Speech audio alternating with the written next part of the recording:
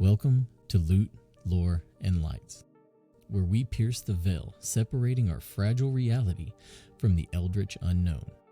Tonight, we journey into the decaying labyrinth of Yharnam, the cursed heart of Bloodborne, a realm where cosmic dread intertwines with mortal despair. In this forsaken city, lanterns flicker over blood-stained cobblestones, and every whispered secret hints at unspeakable rituals and the lurking presence of ancient, forbidden gods. Here, the echoes of eldritch mythos reverberate through night-shrouded alleys, and each shadow holds a memory of madness born from eras long past. Join us as we unravel the darkest tapestries of Bloodborne, dissecting its cryptic lore and the relentless horror that seeps from its every corner. Prepare to confront the terror of unseen forces, a realm where every light is dimmed by cosmic indifference and every relic consults with the void. Let the descent into the unspeakable darkness and unimaginable truth begin. Hello and welcome back, everybody. This is Adam from Loot, Lore, and Lights, and as you just heard, tonight we're diving into Bloodborne.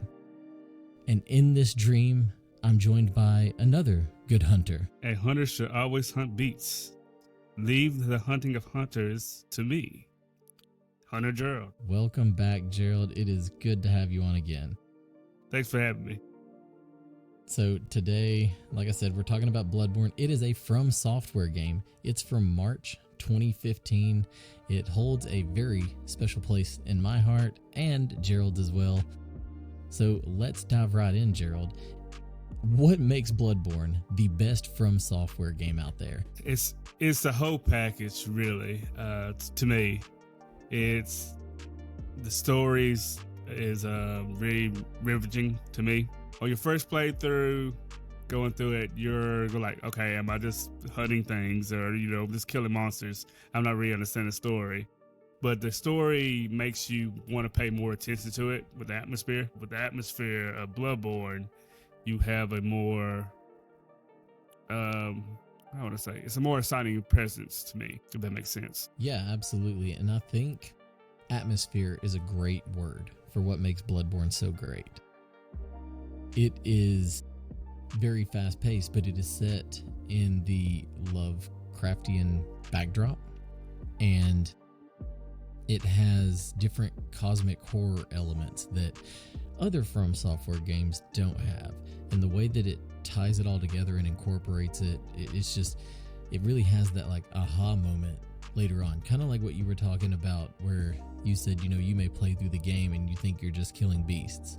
But then once you look back on what you've done, it's not just beasts. Yeah. I will say from the other FromSoftware games, I could be a knight. I could be a spellcaster. I could be a pyromancy. And you go through with armor and everything else. Bloodborne is a little bit more different. You're like in basically regular traveling clothing, it seems like to me. A hunter must hunt. Can't remember what he says after that. A hunter must hunt. Yeah, so really. Atlanta's the crows, beasts. Hunter should hunt beasts. Eileen, yeah. Eileen. Yeah, I can't remember her name.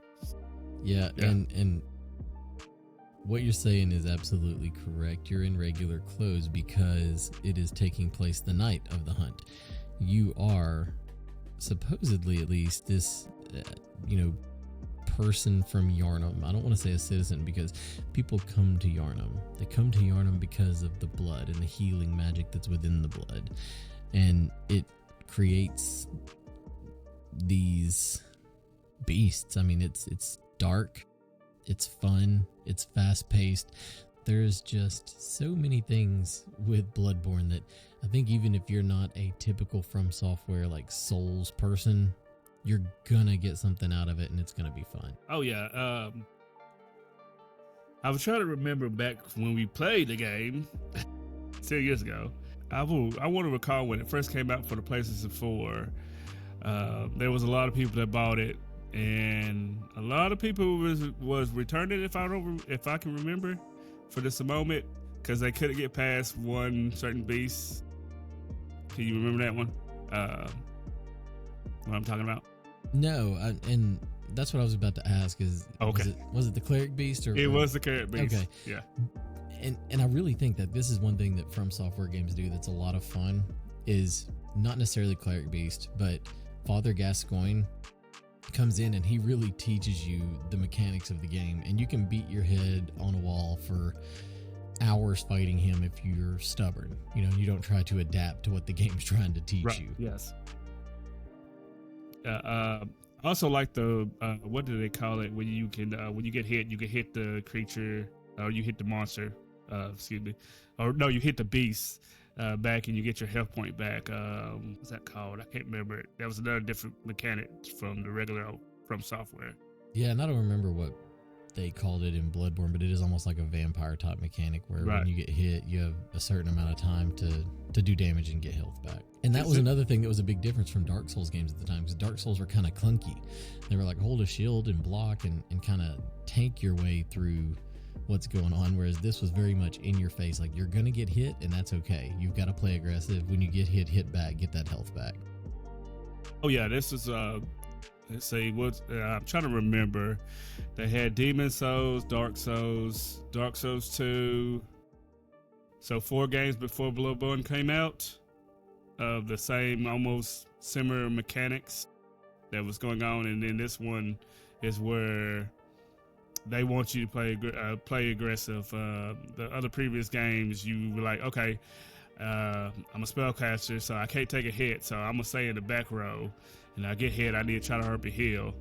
In Bloodborne, you just up in the monster's face, learning to dodge, parry with the gun, which is another mechanic that is new to the FromSoftware franchise at this time. Well, at that beginning era. Well, if we were just looking at the game, there, like most FromSoftwares, it's got a lot of very memorable, very good bosses. What would you say is your favorite boss? Ooh, probably early on, Father Gascoigne. Kind of gives you very different from the carrot beast, the other boss you can fight in the opening scenes. Is you're fighting another hunter, so it's teaching you how to move, how to not be just as aggressive as you was when you was fighting the townsmen, the Yharnamites, I think that's what they were called. So I enjoyed the fight, and then it had a second stage with the fight. Wasn't seeing that, you're like, oh come on, first time showing it. So yeah, I had to say Father Gascoigne was my favorite boss. That's a good pick. Like I don't even want to say just like what you said, but we've both said so far, is he kind of trained you for the way the game's going to be. I have 2 different ones listed, and it was hard for me to really pick between the 2. And one of them is... You better say Victor Mamiya. No, I was not. I was going to say Lady Maria in the Clock Tower. Okay. It was very much like you're saying, like it was hunter versus hunter. And she had a lot of the same mechanics that you had, and it was very skill based. And if you were not prepared, you would get wrecked. So yeah, you really had to train yourself to learn her moveset, and once you did, you were able to become victorious. But really, even before you get there, probably my favorite, it might even be one of my favorite FromSoftware bosses out of all the games, and that would be Ludwig, the Accursed and the Holy Blade. Ludwig, the Holy Blade. Oh, okay, yes, yeah, okay. This Holy Blade. Yeah, I know you're talking about it. Yeah, I loved that fight. I thought it was a nice 2-stage fight where the boss is doing completely different things. Like you learn the moveset. You've probably died a handful of times when you first walked in, but you're like, I've got it down, I'm gonna beat it. Then he completely changes his moveset, pulls out a sword. He's he, not that he's not aggressive in the first one, but in the first phase, it's almost like you kind of want to keep your distance a little bit, so that way you can time up your dodges and get your damage in. And then he immediately changes to the second phase where you really got to be up on him, and you got to be aggressive if you're going to defeat him. Yeah, just true. I was going to say, what was this? What was the sword called? It was a staple in all the some FromSoftware games. The Moonlight Blade. Moonlight, Great. No, okay. I'm thinking Dark Souls. Great Sword. Yeah, I'm thinking. It is the Moonlight Great Sword in that one. I want to say it was called Ludwig's Holy Blade in this one. But that is essentially what it was the Moonlight Great Sword. Yes. That was a nice nod into that they always like to do in their games of somewhere. Besides one, which is Shadow Die Twice, Sekiro. So speaking of weapons, what was your favorite weapon? What was your go-to? I will have to say, from starting out, the Hunter Axe was my favorite one. I remember me and you was co-op in the game at one point. I think you liked. Well, I'm not going to tell what you liked. But the Hunter Axe, to me, seemed like you can go through the whole game.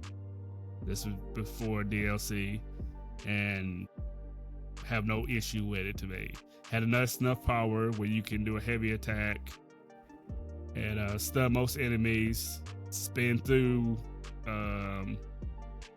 a crowd of people and knock them on the butts. Really safe play than the other three. I think you started off with the saw blade, axe blade, Hunter Axe, and what was the other weapon that you could start? It was the threaded cane and the threaded cane. Yes. Okay, so I see. I even misspoke the names of the weapons, but yes, those three. And I remember us playing with the axes at one point together, like stun locking things. Oh god, yeah, that was a fun thing to do. If I had to choose a second weapon, I wanted to make the bow, the blow blade. I have that as my first. Yeah, Simon's bow blade. Simon's bow blade. Yes, that was a fun weapon. It's my DLC weapon for folks who have played the game. But as soon as you saw it, you were like, "Oh, this is like it's more interesting." But yeah, I remember we went through New Game Plus and played the whole game using only the bow mode on that. That's how it was. We spent almost 2 years playing Bloodborne. It was a lot, for sure. Countless hours. Yeah, I had Simon's bow blade as my favorite just because of that, like the fond memories of playing through the New Game Plus using only the bow. I had the church pick on there as well, because I played with it a lot, and it was a DLC weapon that had a hidden modifier against beasts. But yeah, but in the main game, if I know you chose the Hunter's Axe from like non-DLC. If I had to pick a weapon from non-DLC, it would be really hard because there were so many that I enjoyed playing with. Like Blade of Mercy was a lot of fun. The really Chicago, quick, fast weapon. Yep. Yeah, Chicago was a lot of fun. Interesting weapon because you can offer your own blood to empower the sword. Stake Driver was a one-shot machine. Only you could play that properly. I could never wrap my head around that mechanic. And let's not forget the bonk stick, the Kirk hammer. You just wield a tombstone. Yeah, that was a fun one. Gherman, I'm surprised you didn't say Gherman's Burial Blade. Burial Blade, yes. I did. I love that weapon too. And I've actually got to note that to me, there were no bad weapons in Bloodborne. Like, I want to say I played with all of them at some point. Aren't there like 26 weapons, I think? Way shorter than the predecessors of Dark Souls. Yeah, for sure. And Demon Souls. But they're all trick weapons. So they have multiple uses out of each of them. Mm-hmm. Yeah, I just, I know, to me, there was no real bad weapon. Even using there's some kind of, it's a rifle with like a bayonet on it. Even using that. What's that called? I'm not going to remember. It's been so I can't either. It started with an R. But yeah, I mean, there was no bad weapon to me in Bloodborne. It was like Chef's Kiss. That was perfectly designed. Are you talking about the rifle spear? Is that what you're talking about? Is that what it's called? I thought there's another one, I think, too. Maybe it's a pistol and a rapier. That might be DLC. I guess if we're going to talk about DLC and not necessarily DLC in general, but what was your favorite area in Bloodborne?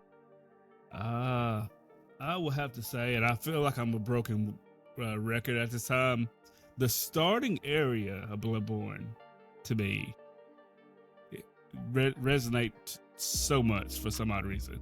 So I'll have to say Yharnam. If I had to choose somewhere else out of the whole game, Don't say Canehurst. No. BS. no, Canehurst was a nightmare because they had like these spider vamps that, well, it's not really spider vamps that can jump on you and kill you in one shot. It was ridiculous. I don't think they were spiders, but I can't recall. Let's see. I'll have to say it's probably the DLC then. I know it's not the Fisted Helmet. The Fisted Hamlet. Excuse me. That's mine. You enjoyed it? We had so infuriating moments in that one. To me, I loved the Fishing Hamlet. I loved it. And you know why? And it's not so much necessarily because of the way that the game played out. I loved that he took, and when I say he, I mean Miyazaki, the creator, he took Shadow over Innsmouth, an H.P. Lovecraft short story, and I felt like he just put it in that world, and that's what the Fishing Hamlet was. Okay. And it was nice to kind of see a different take on it, and it was, to me, it was just a lot of fun to play through knowing that. Ooh, I'm trying to figure out what could be my favorite one. I didn't like it's not the school. The school was a little short to me. What about you? With Rom the Victor Spider? Rom the Vacuous. He was actually my least Vacuous. favorite boss too. What was that? Not starts with Burt. I'm not gonna remember it. It's gonna drive me crazy. But I would have to say, if I had to choose another place, maybe the Hunter's Nightmare, when you woke after you get snatched. No, that's not Hunter Nightmare. What is that called? When you got snatched for the snatcher. The jail. Yeah, the jail part. I kind of enjoyed it. Do you remember what it was called? The Hyperion Jail, I think. It was something like that. I was wrecking my brain. You're talking about Bergenworth earlier. The School of Menzies. He was a crazy boss. Yeah. There was some interesting bosses in Bloodborne. After trying to learn the mechanics, and then you would still get called out, and you're like, I wasn't even there for you to grab me. Yeah. I just love how it all played out too, intertwining the Eldritch piece of it and mixing it with like just almost, man, what would you say? Like it has church aspects in it, like with the choir and the upper choir, and well, it had this kind of like a old religion to it altogether. You could see that this piece is just from like you were saying, from Lovecraft, and then you got a mix of building in with religion of a church, and how this certain item can be salvation for many people. And then they found out that it wasn't just many people; it became more of a astral world of gods that were actually, what would you say? It's like they was choosing this area for a playground, not really a playground. Well, I don't know how they were the great ones. Yes. Grant us eyes, grant us eyes. Yes. There were so many neat little lines too, especially like in the trailer. We are undone by the blood. Fear the old blood, Lawrence. Men make men no more. Yeah, totally. I will say this, my nightmare, and I don't know if you remember, Adam, but the nightmare area in Bloodborne was the Forbidden Woods because of the snakes. I detest snakes. I don't know how many times we was found a new, what is it, like 3-4 head snake, and I'm like, oh! Yeah. Can you get, the game will let you actually just be running. You don't even know it's like a little trap, and you fall down it, and then next you know, you just see snakes on you. Like, oh! Well, to me, I'm like, oh. I know Adam had to pull his headset a couple times for me hollering. I was trying to think too. There's a particular mob that's like 10 or 12 of those snakes all intertwined together. That's the one I'm talking about. The big one. Yep. I ain't talking about the little hunters that spokes heads out. That was little me over here. Oh, What the hell? Yeah, but I cannot say enough good things about Bloodborne. If you were, let's say this then, there were not as many NPCs in Bloodborne as there are in other FromSoftware games. What would you say is your favorite NPC, and why is it the doll? That's because Gherman said it. You can use it whatever tool you need to, even the doll. Yeah, he had a little creepy laugh with it, and you're like, it's a doll, and then somehow the doll becomes alive. You're like, oh, my. So let me say, I just liked hearing her talk to me. You like the Firekeeper talking to you. You like, first of all, don't be talking about the Herald. Yes, a Herald from Dark Souls 2, or them's fighting words, because that's wifey. She was an interesting level upper. That's not even a word. But yeah, she did level you up, so it makes sense. Level you up. I will have to go with, what is his name? He's on a clock tower. He shoots at you. Was that Jura? Jura, yes, Jura. I will have to go with Jura in this one. Alfred was a close second for me. The thing with Bloodborne, with their characters, they're not as much as you said. Or they're not as many, excuse me.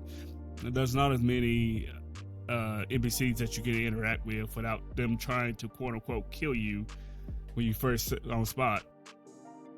But they were more memorable to me, I want to say.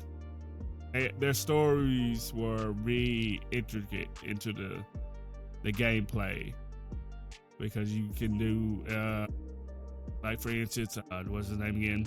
I lost his name. Jura. If you can sneak up to to where he's shooting at you at, he can be peaceful if you don't attack any of the beasts.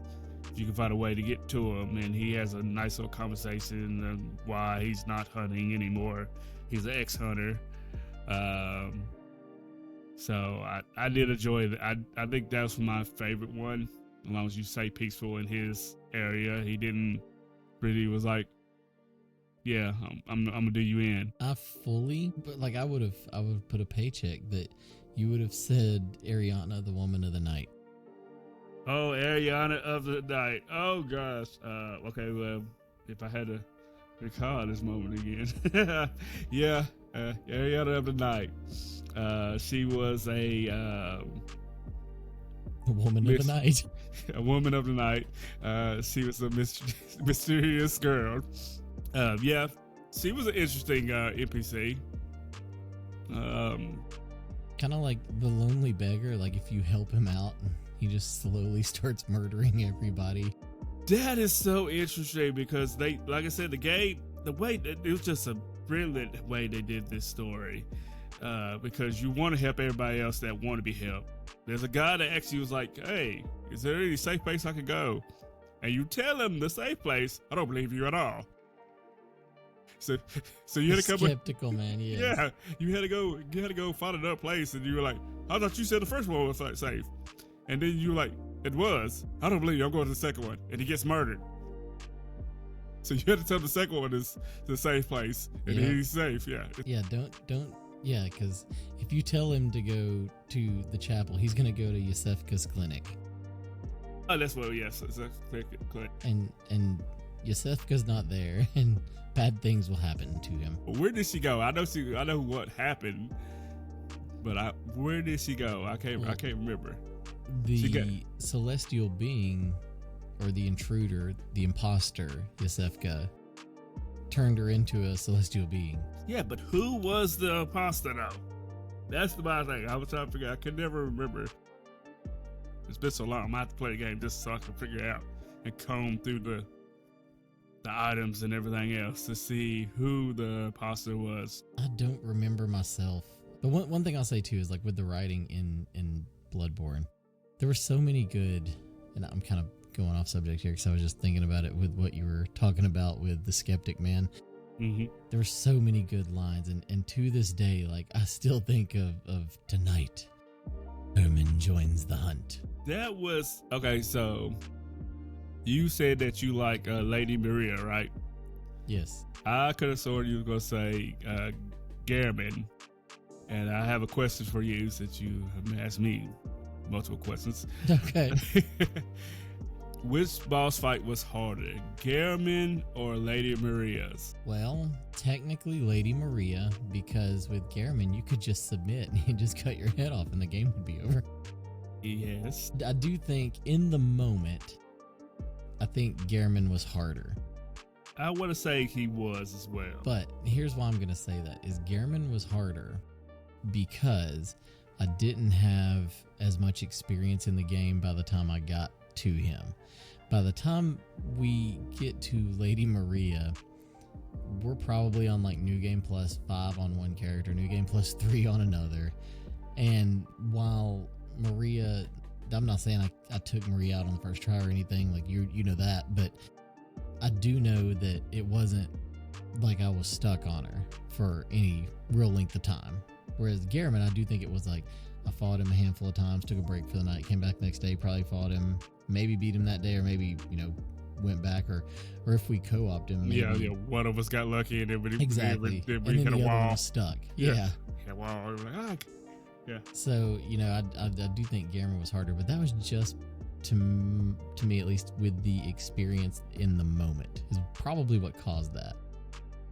Okay, see that. Lady Maria, to me, she was a copy of Gherman, kind of, to me. That was one of the things, from what the move sets that I can recall. She jumped in the air, Gherman jumps in the air. Well, they were each other, right? Yeah. Like, the doll was made to be his Maria. True, yes. In more ways than one. The doll says, "This is a flight memory I have. This comb of mine, this comb. I feel something." Oh. Yeah. Yeah. So many good, just like I said, just lines in this game too. Like, you get them in the Hunter's Dream with the doll, or even Gherman when he's sleeping. Him just crying like means a big deal because of the things you found that explain that piece of the story. Oh yeah, there's a lot of hidden things that you can find. Well, like any FromSoftware game, but Bloodborne actually is a hidden game, I would say, when you play the game. Like, because for one, how it starts off, I want to say that you are ill and you heard that they had at Yharnam, they had this miracle cure that cures all, right? And so you're traveling to go there, and then they're like, "Oh, we have a contract for you. If you want this miracle blood, you have to hunt for us. There's beasts around our town, and we need you to hunt through the Hunter's Moon for us, or the Hunter's Night. I think it's called the Hunter Night." And you sign the book that way. So you just think you're just destroying beasts until halfway through the game, and you're like, "Oh, I'm actually now hunting celestial beings now. Interesting, huh? This is still more interesting. The blood is actually kind of cursed if you consume it a little bit more. It's like a layer upon layer upon layer to me." Really going back to the lines again, remember I want to say this was an item description that said alcohol in Yharnam was unheard of because the blood was more intoxicating. Oh, his father, Gascoigne, saying, "That sweet smell." He did, yeah. Just so many good things and so many hidden lore implications in the item descriptions too. Like, it really came together that, I mean, if we really tried, we could probably put together like a 2-hour episode of us strictly talking lore for this game. Oh yeah, we totally could, yeah. I will have to say one more thing before we got shut down or have a little bit more questions. What about the PvP? I mean, the PvP in the game. I think it was the fairest of all the other FromSoftware games to me. Because the game already taught you how to hunt as a hunter. I mean, fight a hunter from hunter, right? So you have a pistol, you have a weapon, a melee weapon, they're not really shields. There is a little bit of magic play that can be sourced upon. But when another person enters the world, you can combat them a little bit more on a fair ground instead of them just, getting slaughtered by, like in like even in like Dark Souls 3. You remember someone can cast a spell and we're like, where are they? And the spell just comes out of nowhere and you're just like, you're gone. And then you just see someone like, I was hiding here. Get what I'm saying? I don't think it was. I think it was more a fair. It was easier. Okay, let me change this. It was so much easier for the fair. Hey, I got an invader. You got a companion. Hey, companion, you go first. Fight him. We're not gonna gank him. Just go ahead and fight, and we'll see who wins. Because it seemed like it was more of a fair shake to me. Yeah, I will agree with that. There was more honor, it seemed like. Yeah. The invader would bow, and either you or your companion would bow, and it was an unwritten rule that meant you were about to 1v1. Mm-hmm. And yeah, with the Dark Souls games, typically they have a heavier audience too, and you're more prone to be ganked. This is true. I will have to say, I have another question as well. Hang on, there was one more thing I was going to add too, and that I really liked with the PvP in Bloodborne was the ladies that appear that ring the bells, like the summoning bells for the invaders. Yes, that was I forgot about those. And you had to go try to hunt them down, so they were like, "Oh no!" Yep. If you didn't want to be invaded, you went and hunted them down. Yeah, that was an extra treat. I kind of wish they bring that mechanic kind of back, because sometimes you just be like, "Okay, I got 30 minutes on the game. Let me join my companion to try to help me get through this boss right here." Oh, you're being invaded from a different world. Now, either do you sprint to the boss room, or do you try to go get your quote-unquote souls, which in this game would be blood echoes, back, your currency, if you died beforehand? Yeah, I did. I thought I loved that piece of it, though, was the ladies ringing the bell. You said you had another question? I did, and it slipped my mind. Bloodborne was a PlayStation exclusive back in, it's still PlayStation exclusive. If Bloodborne came out on all platforms, do you think The Witcher 3 takes Game of the Year 2015? I don't. I think Bloodborne wins it, but I think Bloodborne should have won it anyway. Not taking anything away from The Witcher. I played The Witcher 3. I only put in, want to say like 120 hours, whereas you put in like 400, but I really liked The Witcher 3, but I have a special softness or fondness, I guess, for FromSoftware games, and Bloodborne is my favorite FromSoftware game, so I'm a little jaded that it didn't get to take home that award. And see, when you was playing The Witcher 3, I didn't even want to pick it up. I was like, I'll be all right. I'm not worried about it. I'm more interested in Bloodborne. Actually, Witcher 3 came out before Bloodborne, I believe, or did it come out at the same time? I couldn't recall. I can't remember. It was like maybe, I don't even think it was like maybe a month in between, maybe. However, no, I don't think even that. I think it might have just been like a week or two. But I didn't play The Witcher 3 until, it wasn't the Netflix, I don't think. No. It wasn't. It was before that. It was right before that, yeah. I think I caught, I know it was Game of the Year, and I bought the Game of the Year edition of it. And I take that back. I didn't play The Witcher 3 until you could play the full game with the expansion and everything else too. Yeah, so, but that's taken away from what we're talking about, so. I do think if Bloodborne was across the whole board, I think it would have took the Game of the Year award. I'm with you. I still kind of think it should have still took Game of the Year award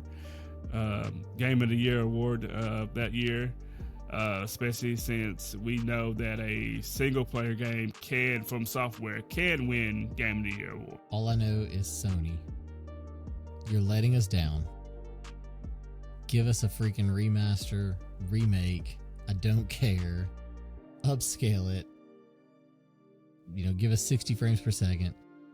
Re-release it. I'll pay full price. I don't care. Yeah, totally. Yeah.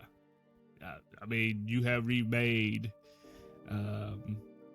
several of yes, you have remade Horizon. I was gonna say Horizon Zero Dawn. Watch it be the way they did Demon Souls, and it will be a PlayStation 6 exclusive with the release of the console. You know what? I wouldn't mind that, and I will probably end up buying a console just for that. I would actually say Sony can even, if they wanted to see how Bloodborne is going to make them any money, they could even make a PC port like they have done for other exclusive games. God of War. Yes, God of War, Horizon, Last of Us, Ratchet and Clank. Oh my goodness, we're getting through the lines of our exclusive for PlayStation. I know, right? I was going to say Days Gone too. Yeah, Days Gone as well, yeah. Yeah, there's a few games that they have remade that a lot of people want to see, but I think Bloodborne is the first of out of another handful of games that people want to see them remake. So I appreciate all of you tuning in and listening. I know I've said it before on some of the previous episodes. Loot, Lore, and Lights is a partner with Dubby. You can support the channel by going to www.dubby.gg and using promo code Loot, Lore, and Lights. Or you can click the link down in the description and you'll get 10% off of your order, and it also, like I said, supports the channel. So once again, this has been Loot, Lore, and Lights. My name is Adam, and I appreciate you journeying through Yharnam with me tonight. And I'm Gerald. Thanks for having me again, Adam. Not a problem. Hopefully you'll be back. I know, I don't think next week, but the week after that, we're looking at potentially doing The Lies of Locke Lamora, so I hope you'll join me with that. And I think Jeremy's going to be on there as well. Oh, three of us are going to be joined again. I did hear Jeremy's quote about on your episode. Yeah, Grave Encounters. Jeremy over here making fun of me about my the fear. exorcism of Emily Rose. My fear of that. So I can't wait to get him back at that one. So good deal. Well, everyone, in the waning glow of our confrontation, the eldritch horror has been driven back into the abyss from which it clawed out of our reality. Tonight, Gerald and I emerged victorious from the shadowed corridors of Yharnam, the cosmic dread subdued by our relentless pursuit of forbidden lore. Though its echoes still whisper in the darkness, for now, our lights shine brighter than the ancient terror that dared emerge. Thank you for journeying with us on this harrowing quest through Bloodborne. As the mist recedes and sanity is reclaimed, remember, every tale of old leaves scars, yet every scar is a story of triumph over the unnameable. The signal is weak, but the stories are strong. Take care.